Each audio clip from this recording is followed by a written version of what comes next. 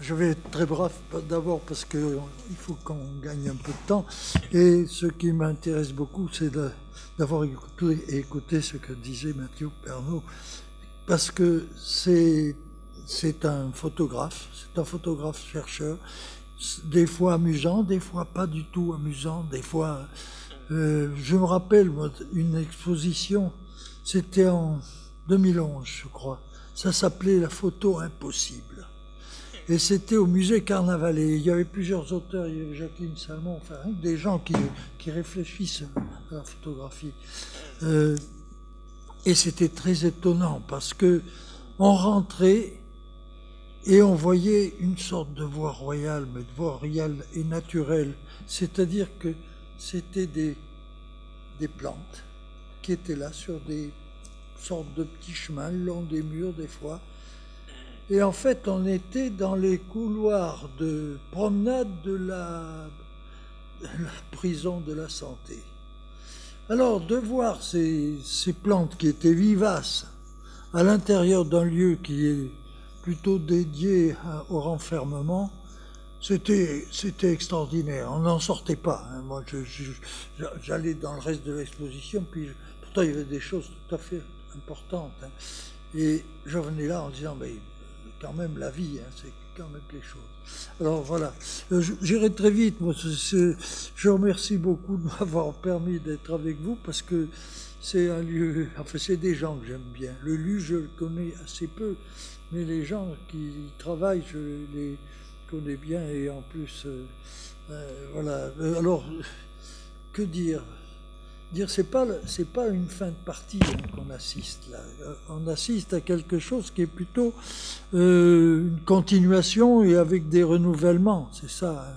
J'ai retrouvé là des moments, des histoires. J'ai un copain qui s'appelle Bernard Descamps, que tu connais certainement, et qui dit moi je photographie pour me raconter des histoires. Et finalement, la photographie elle-même raconte des histoires. Et alors, dans ces archives, il y a eu de la photo tout le temps, manque de peau.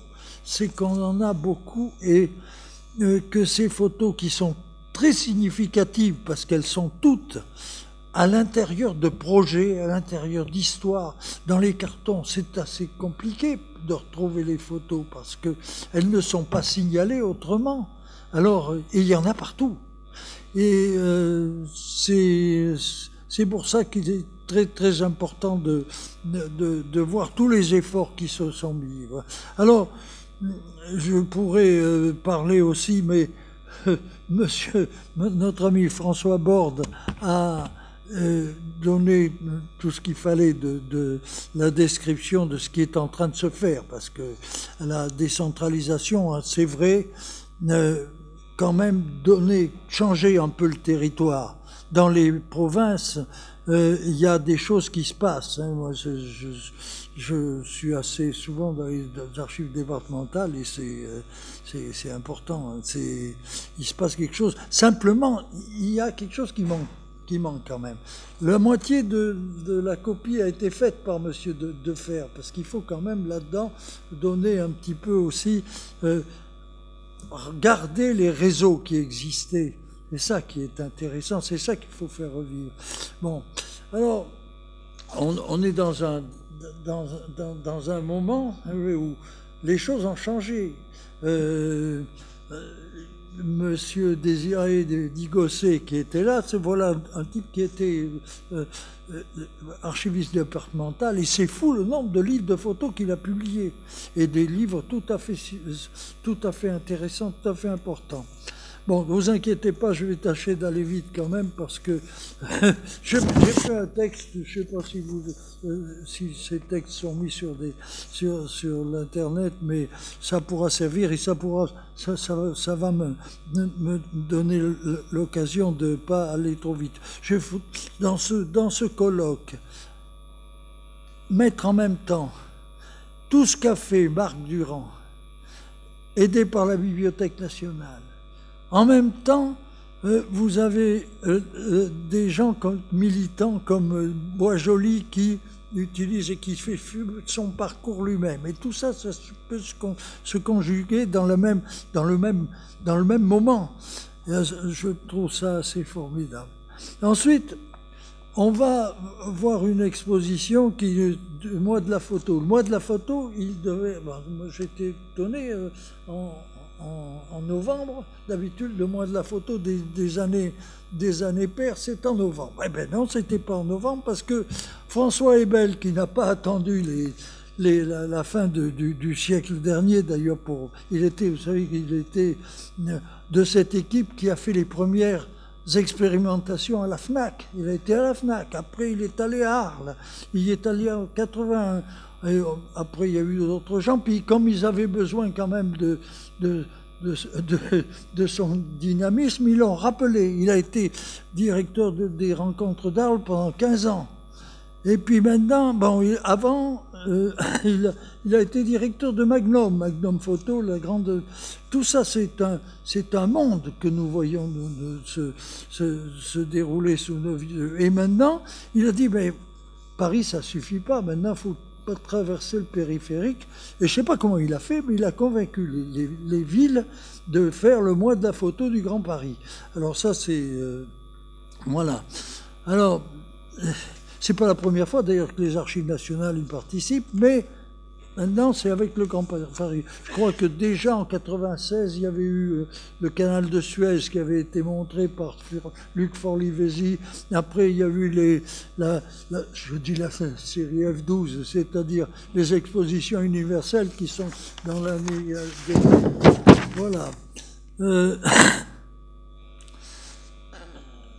Bon, je crois que j'ai à peu près fini.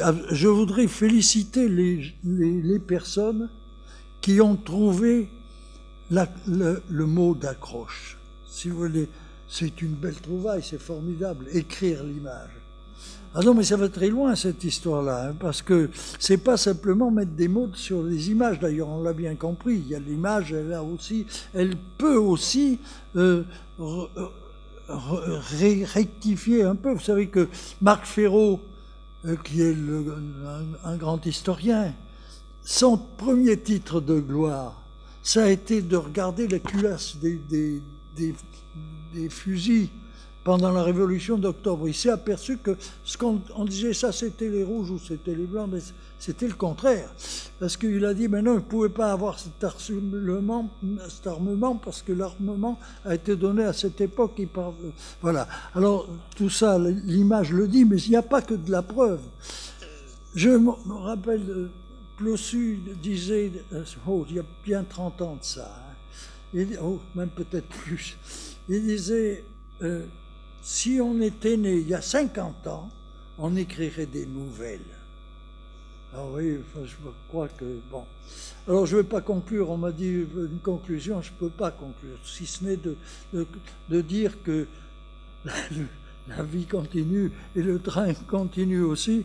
Et comme il faut trouver des petites phrases, et maintenant on est en campagne électorale, et alors ils ne font que ressasser des petites phrases. C'est tout à fait étonnant. Alors j'en ai cherché une quand même, parce que vous dites, il faut quand même que tu en aies une. Et alors j'ai sorti une phrase vous devez le connaître, même ceux qui ne le connaissent pas le connaissent forcément. C'est...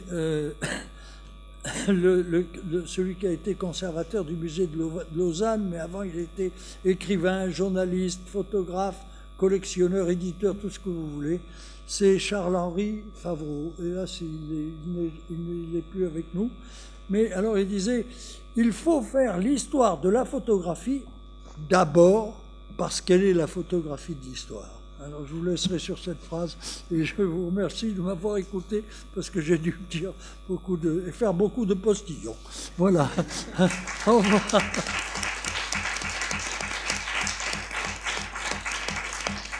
J'étais trop long.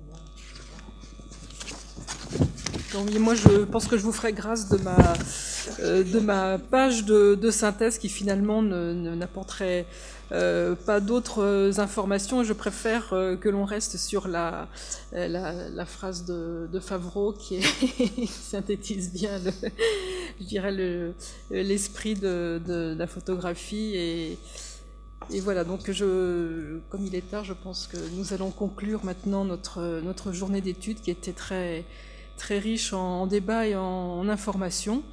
Et effectivement, ce sont des jalons que nous avons placés dans une histoire qui dure depuis très longtemps aux Archives nationales, la prise en compte de la photographie.